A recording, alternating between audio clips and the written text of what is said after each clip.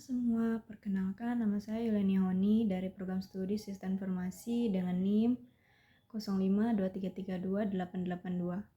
Pada saat ini saya akan mempresentasikan tugas praktik 3 menggunakan framework Vue.js dari mata kuliah pemrograman berbasis web.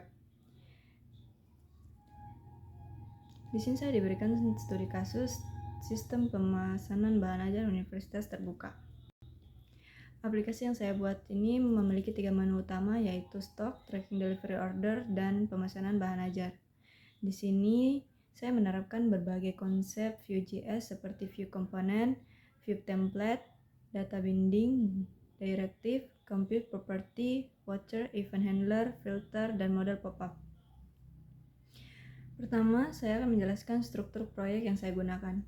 Pada folder data terdapat file JSON yang berisi data bahan ajar, data tracking delivery order, data paket bahan ajar, dan data pengiriman.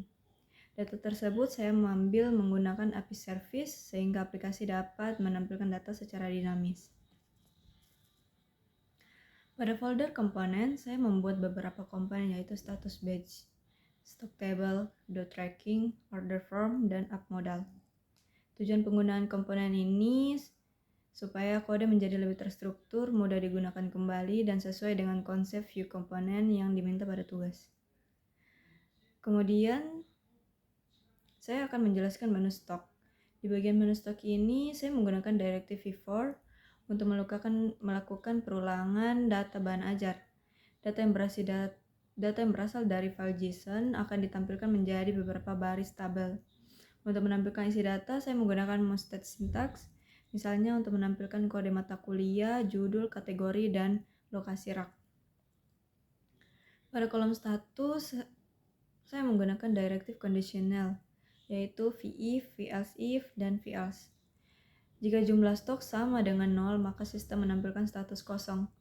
Jika jumlah stok lebih kecil dari safety stock, maka sistem menampilkan stok menipis. Sedangkan jika jumlah stok lebih besar atau sama dengan safety stock, maka sistem menampilkan status aman.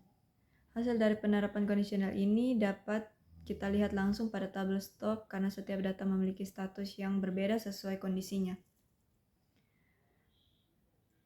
Lalu, saya juga menggunakan VHTML untuk menampilkan catatan yang berasal dari JSON.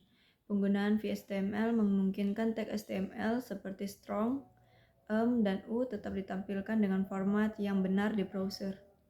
Pada menu stok, saya juga menerapkan data binding menggunakan vModel, contohnya pada filter UPBJJ, filter kategori, dan sorting data. Ketika pengguna memilih salah satu nilai pada drop-down, data yang tampil pada tabel akan berubah secara otomatis tanpa perlu melakukan refresh halaman.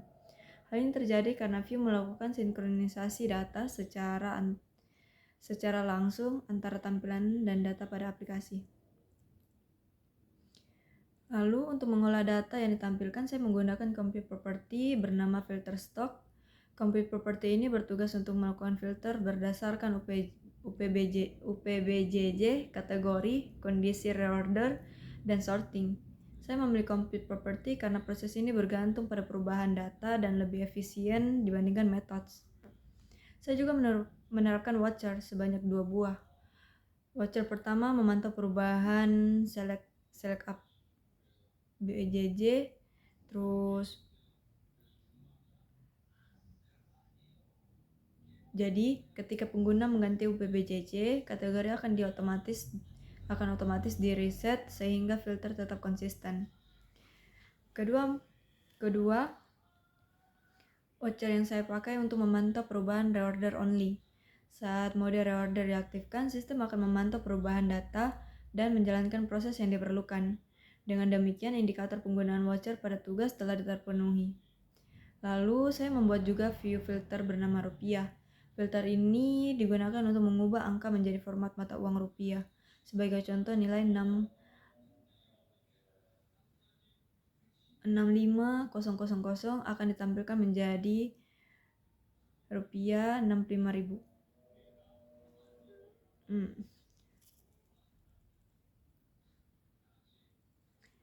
Filter digunakan pada tabel stok dan juga pada halaman pemesanan, sehingga format harga menjadi konsisten di seluruh aplikasi.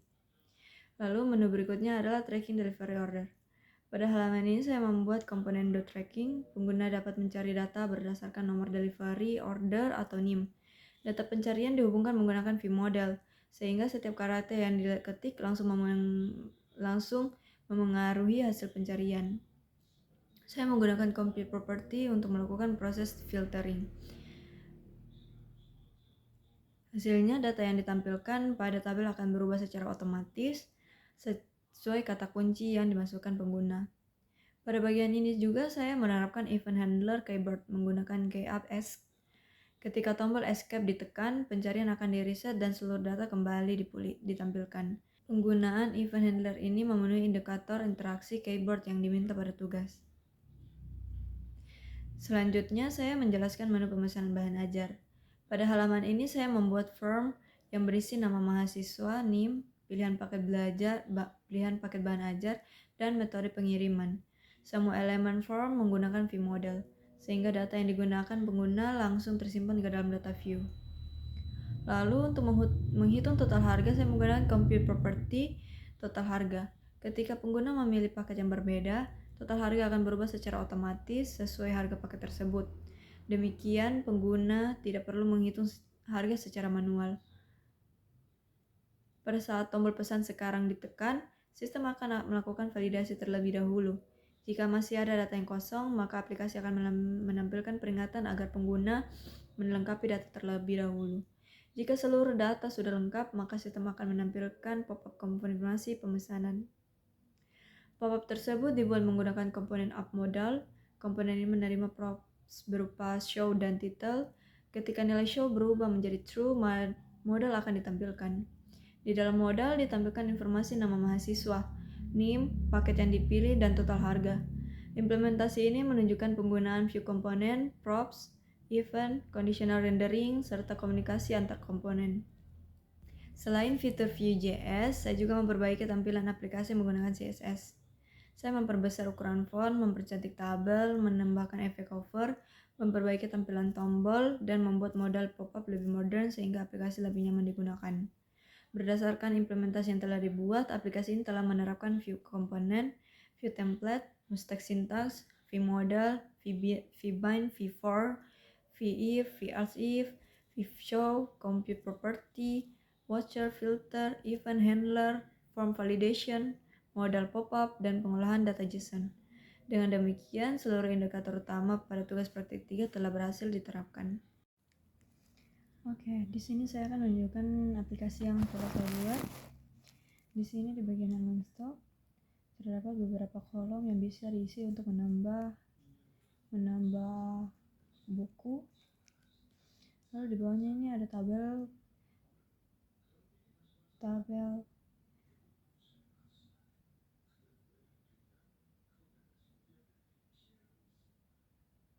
beberapa buku yang sudah terdaftar. Kemudian kita ke bagian tracking DO, tracking delivery order. Di sini sudah ada tabel pemesanan buku. Jika kita mencari NIM,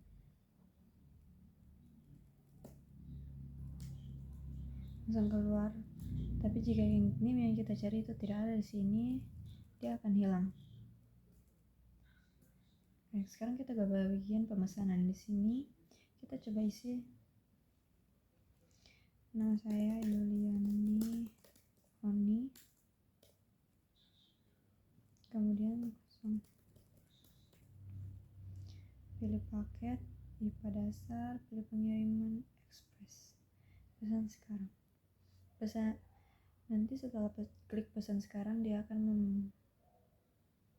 mengeluarkan pop-up seperti ini bahwa untuk memastikan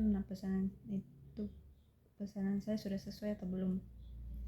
Kemudian jika ada salah satu yang belum kita isi, contohnya NIM, kita klik pesan sekarang, nanti dia akan muncul lengkapi data terlebih dahulu.